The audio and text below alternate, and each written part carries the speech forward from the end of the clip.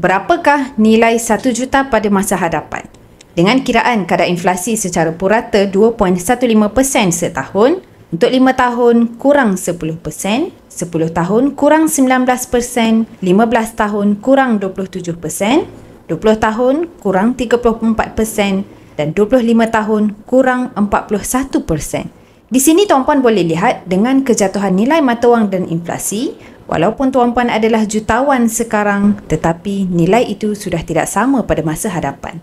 Harga emas pula naik secara purata 10% setahun.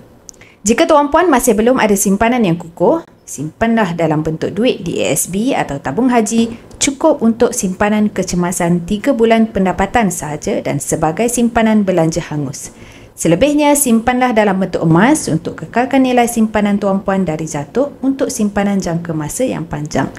Bagi hampir bersara ataupun sudah bersara, pastikan tuan-puan ada sebahagian simpanan dalam bentuk emas supaya nilai simpanan persaraan tuan-puan tidak jatuh dan tuan-puan masih boleh kekalkan cara hidup dan perbelanjaan harian yang sama sehingga 30 tahun lamanya. Jadi bagi yang berminat untuk mengalihkan simpanan jangka masa panjang tuan-puan ke dalam bentuk emas, tuan-puan boleh rujuk pin video saya untuk langkah mudah daftar akaun emas dan nanti saya akan bantu tuan-puan cara terbaik menabung emas di Public Gold sesuai dengan bajet tuan-puan.